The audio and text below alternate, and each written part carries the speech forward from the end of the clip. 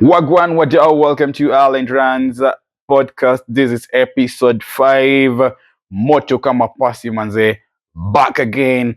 And when you hear Allan Rants, it is all about sports. Mambo mob imekuwa ikifanyika. Talk about Gambia against Kenya yesterday at Moi International Sports Kasarani Mandem. Harambee Stars walifanyiwa ile kitu pigwa 3-1, big surprise in the first half of the tournament of the game. I mean, Gambia with 3 goals. I think Minte scored 2 goals and 1 assist. So after terrorizing Man City, Minte came to Kenya and terrorized Harambee Stars. So it was a World Cup qualifier. Already Kenya way. I think they're 5th in their group.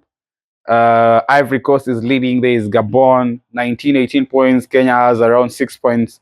So Gambia, they are 4th with around 7 points.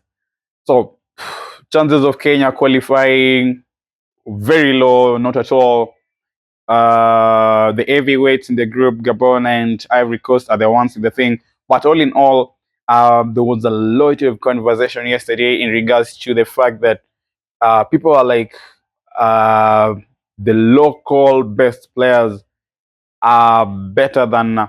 We don't really say like better, but people will prefer the local players to feature for Harambee Stars more rather than the international players. Yesterday, disaster class performance from Richard Odada. Okay, also Michael Olunga. I saw people trolling him. Ryan Ogam, man, thumbs up. Ryan Ogam scored for Kenya yesterday. Bao ya kuvutia machozi. So Harambee Stars lost yesterday. There was a lot of criticism, and the main point was, why should Kenya not really, the coach McCarthy not feature most of the players who played in the CHAN competition? And also at the same time, people are talking that if we don't give the Kenyan players money, that money is the motivation behind Kenya performance. So if you don't give Kenya, if you don't talk about money, you don't promise them something, then they're not going to perform. So all in all, maybe what I'll say is, I'm in support of try to play the local players more. I think it was good because it is a builder from the CHAN now to the Gambia. But all in all, at the end of the day, I won't blame McCarthy because he had to involve the international players. So this is the only opportunity that they'll work together with the local players and play together. Yes. Other than that, last weekend, manze, Arsenal against Liverpool. Liverpool against Arsenal the other way around. So Liverpool ilitufanyia ile kitu, a very tight fixture, 2 heavyweights in the Premier League. Arsenal played well in the first half, but didn't really create chances. For me, I'll talk about the midfield setup. Personally, as much as Odegaard, I'm okay. Merino started, but I'll prefer someone like Nwaneri to start in Merino's position. Is more, which word can I use? I feel like Nwaneri, as much as he's young, he's got that energy, man. He's got that energy. But also at the same time, I think Arteta should have done those substitutions early in the second half. Bringing Eze for Martinelli was totally lost. You should have also bring in Odegaard early. Or actually, I didn't feel like Gyökeres should have played the entire fixture. I think we could have tried something up there. Bring in, what do you call? He should have left Madueke, bring in Nwaneri to play on the right. Put in Eze around there, number 10, Odegaard behind him, like they were around 2 10s right there to cause the problem. But all in all, man, people are like, some are brushing off Arsenal that maybe they're not gonna really put fight against Liverpool, but still back you up, my team. Hopefully everything will be well. Manchester United, as we talked about in the Hood Boys podcast, they won the first fixture, 3-2 against Burnley. Bruno with the last minute winner penalty. Man City were defeated by Brighton. Crazy match, crazy goal by Brighton towards during the additional minutes. Which other fixture? Tottenham were defeated by Bournemouth. So that's how the fixtures were. FPL, Niliumi, I think I finished with around 40 something points. Okay, I'm better because some guys finished with around 30, 20 something points. So, what were cyber teams? Cyber team, I'm coming for you. What were Hood Boys podcast? I'm coming for you guys. Other than that, the transfer deadline, manze, it happened. Finally, Alexander Isak got his dream move to Liverpool. Liverpool decided to chuck £125 million. That's a marquee signing of this summer transfer window.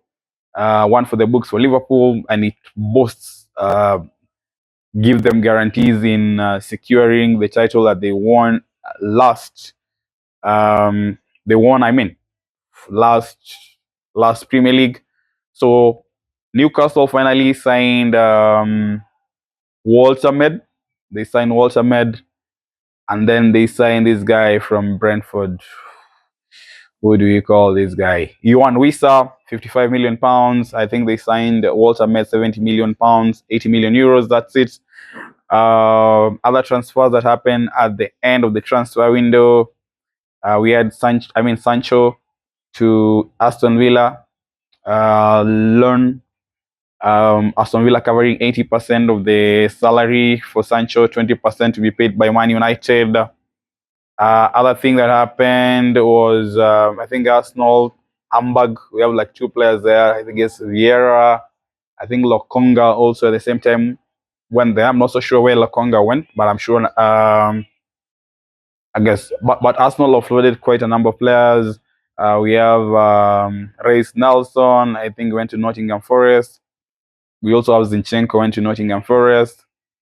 So Arsenal offloaded some of the players, and then bring in one more defender, that's Pierre Ngapié, and released Kivior. So far so good. Transfer done. I think Tottenham also brought in Colomwani from Paris Saint-Germain on a loan. I think straight loan, I guess. What other transfers happened? Any marquee? Oh, Gay to Liverpool. That one broke down towards at the end. Gay had already done medicals, everything. Liverpool had agreed on fee, but Liao Igor from West Ham to Palace didn't materialize towards the end, and now Gay had to go back to Crystal Palace. That's a win for us as Arsenal fan. I'm happy for that. Other than that, World Cup qualifiers are still progressing. Africa, the big dogs. We have Ghana leading in their group. We have Ivory Coast leading in their group. I think we have Cape Verde. They have been playing well recently. They're also leading in their group. I think Cameroon are also leading in their group, but Nigeria not doing very well. So their chances of qualifying now it's very low. Yesterday, other than the Kenyan fixture, there was a fixture between Uganda and Congo. Uganda won 4-0. Majirani, and then we had Tanzania drawing, I think 0-0. Uganda won 4-0 against Mozambique, and then TZ drew 0-0 against Congo. TZ, I think they're third also in their league, in their group with around 10 points. The leader is with around 18 points. Uganda, I think they're also around third. They're with 12 points. Yeah, so that is how the World Cup qualifiers are ongoing in Europe. France won yesterday against Ukraine, 2-0. Mbappe scoring his 51st goal, tying with Thierry Henry, among the leading top scorers for the France national team. Germany, I think, lost 2-0 some 3 days back. What else? What else happened? Argentina won against Venezuela, 3 goals to nil. There was Brazil winning 2 goals to nil against Chile. Argentina leading in that World Cup qualifiers in the South American wherever, and then there's Brazil coming in the second position. So these are all fixtures to the World Cup qualifiers. So that is what is happening in the football world, and manze kuongea mwenyewe manze sometimes inakuwa a bit tricky, but anyways, I just wanted to give you some updates on whatever is happening in the football world. And tomorrow, remember, join us in the Hood Boys podcast.